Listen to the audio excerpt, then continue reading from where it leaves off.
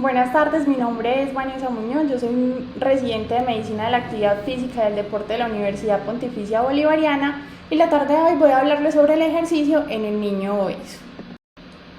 La obesidad es definida como el exceso de grasa y se han utilizado medidas antropométricas para hacer un cálculo del índice de masa corporal basados en el peso en kilogramos dividido la altura en metros al cuadrado.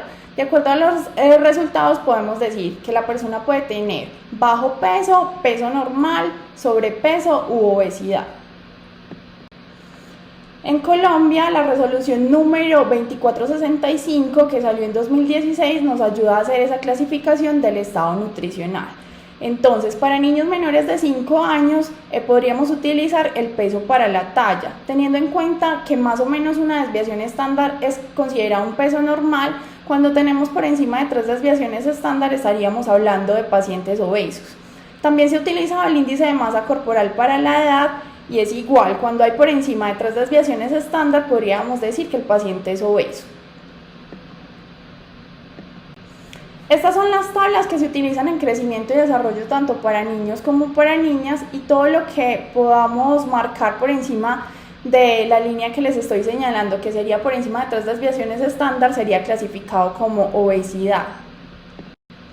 Para pacientes de 5 a 17 años, entonces se utilizaría también el índice de masa corporal para la edad, pero acá no se utilizarían más de 3 desviaciones estándar, sino más de 2 desviaciones estándar.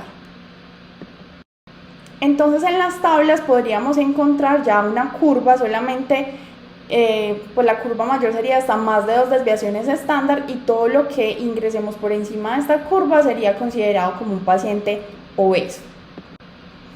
En cuanto a la epidemiología de la obesidad infantil, en América Latina de 20 a 25% de los menores de 19 años se van a ver afectados por el sobrepeso y la obesidad. Los menores de 18 años son la población con mayor aumento de indicadores en el exceso de peso y hay estudios que indican que la publicidad podría ser responsable entre un 15 a un 40% de estos valores.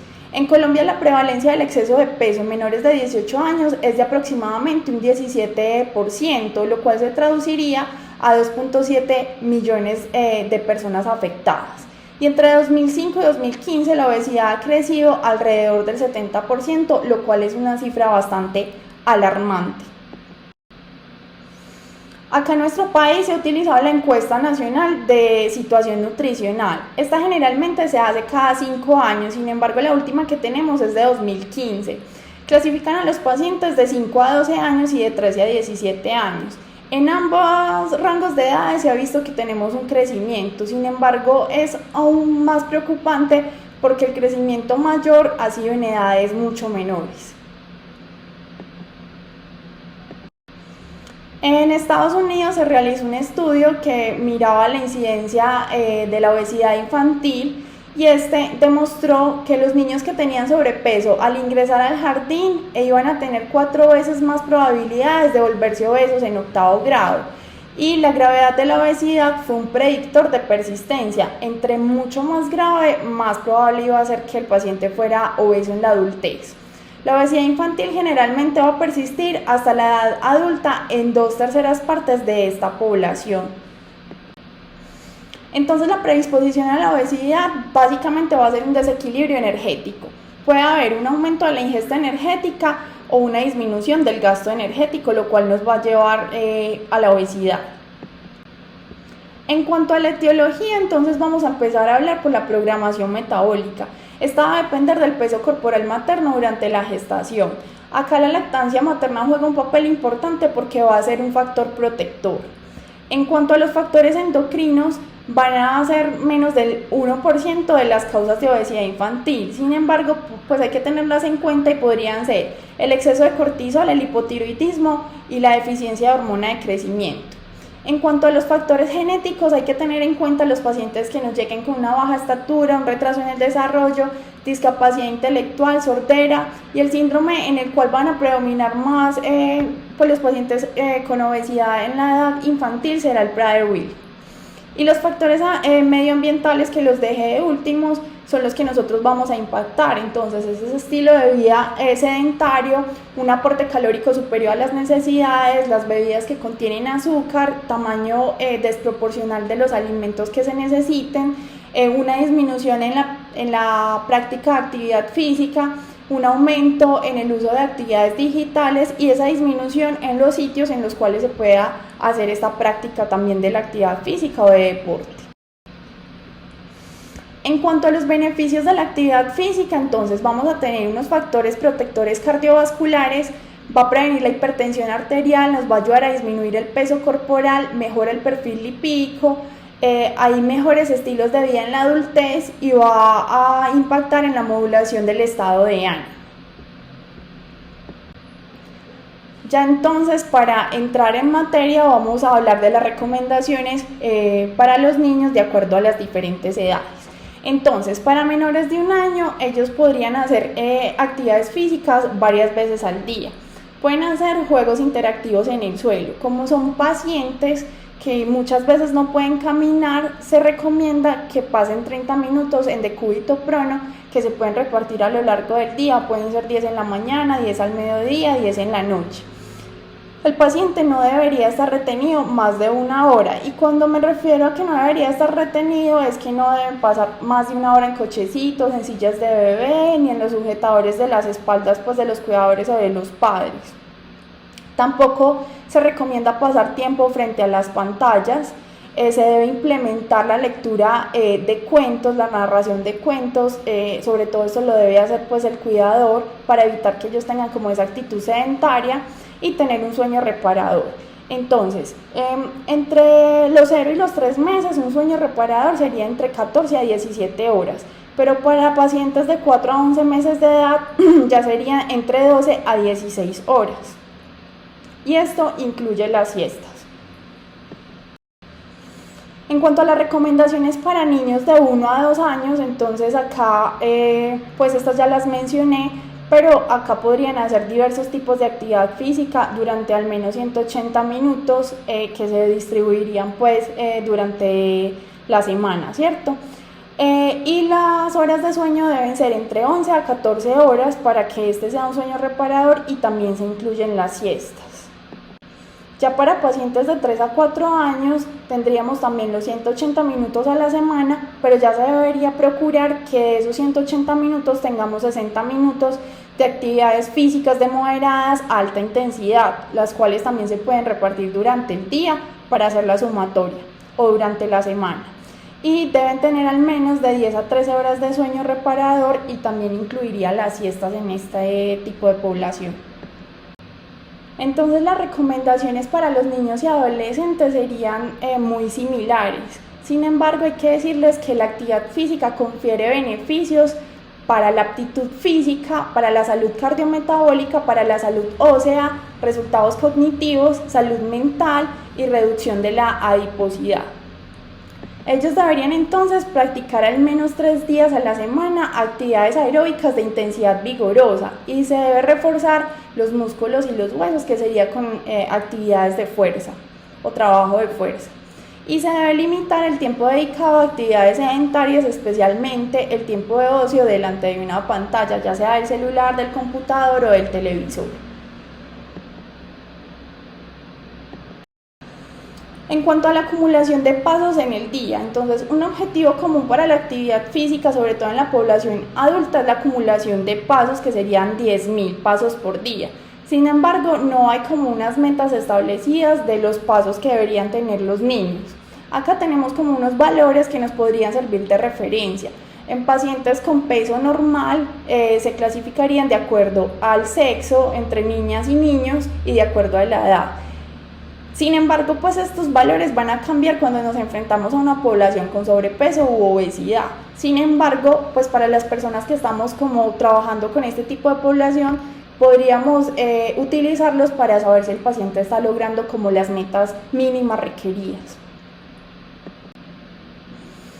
Ya para hablar entonces del ejercicio aeróbico, esta revisión sistemática lo que hacía era mirar los efectos del entrenamiento a intervalos de alta intensidad versus el ejercicio continuo de moderada intensidad. Entonces ellos clasificaban la alta intensidad o el HIIT como un ejercicio que fuera del 80 al 100% de la frecuencia cardíaca, y ellos hacían 4 minutos de recuperación, o en esa recuperación no estaban en reposo total, sino que hacían un ejercicio aeróbico de baja intensidad. Y el MIT de 55 a 69% de la frecuencia cardíaca por 20 a 60 minutos. Sin embargo, las personas que utilizan pues este método continuo ven que son sesiones muchísimo más largas, la intensidad pues no es tan alta, sino que es más moderada, y los estudios han demostrado que los niños no van a cumplir estas pautas recomendadas. Lo pueden asociar a la falta de tiempo o la facilidad que para ellos implica otros métodos que son muchísimo más cortos, entonces esto nos va a provocar mayor adherencia. El HIIT entonces va a conducir a una mayor o comparable pérdida de masa grasa abdominal y visceral, y una mejora en la aptitud cardiorrespiratoria en personas con sobrepeso y obesidad. Por lo tanto, podría producir o reducir de una manera más efectiva los factores de riesgo metabólicos de diabetes mellitus tipo 2. Este es un metaanálisis que evalúa la efectividad comparativa del entrenamiento en intervalos de alta intensidad o el HIIT y el entrenamiento continuo de intensidad moderada MIT para factores de riesgo cardiometabólicos y aptitud cardiorrespiratoria en la obesidad infantil. Entonces, ¿qué se vio con este estudio? Que el HIIT afectaba positivamente los factores de riesgo cardiometabólicos en la obesidad infantil. Se establecieron efectos positivos similares sobre la composición corporal y la presión arterial. El HIIT además podría mejorar la aptitud cardiorrespiratoria de manera mucho más significativa que el MIT, y el HIIT puede ser un método de entrenamiento alternativo y efectivo para controlar la obesidad infantil. Esta es otra revisión sistemática que miraba el ejercicio aeróbico utilizado pues al tiempo con el ejercicio de fuerza versus el ejercicio aeróbico solo, para mejorar los resultados de salud de obesidad pediátrica. Entonces, se hicieron intervenciones del ejercicio simultáneo, es decir, el aeróbico con el ejercicio de fuerza, durante más de 24 semanas. Y los estudios que utilizaban pues al menos este tiempo o por encima de este tiempo vieron que había mayores beneficios para la salud. Cuando se utilizaban los dos tipos de ejercicio había mayores resultados. Entonces se mejoró indicadores antropométricos como el índice de masa corporal, el porcentaje y los kilogramos de masa grasa y de masa libre de grasa, mejoró el perfil lipídico y hubo una mejoría de la composición corporal y cardiometabólica. Entonces acá pues los médicos y los profesionales que estamos relacionados con este tipo de población deberíamos tener pues una adecuada responsabilidad en qué tipo de entrenamiento recomendamos a los pacientes. En cuanto al ejercicio de fuerza, entonces, ¿cuándo se comenzaría el ejercicio de fuerza? Además, entonces, de considerar la edad cronológica y biológica de los pacientes, las personas que son como las responsables de diseñar y ejecutar estos programas de entrenamiento deben tener en consideración, aparte de esa edad biológica, la experiencia que tengan los niños en este tipo de entrenamiento, porque podemos enfrentarnos a dos niños que sean de la misma edad biológica, pero que uno tenga mayor experiencia que el otro en esta práctica deportiva, entonces estos podrían progresar diferente o podríamos hacer recomendaciones diferentes. Actualmente no se considera que haya pues como una edad cronológica mínima requerida para poder comenzar con la participación de los niños y adolescentes en programas de entrenamiento de fuerza, desde que estos sean pues correctamente supervisados.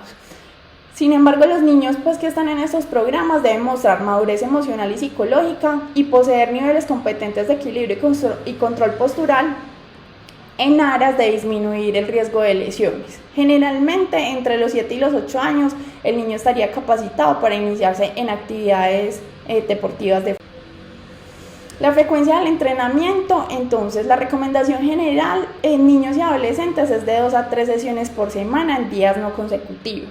O sea, ya sea lunes, miércoles y viernes, martes, jueves y sábado.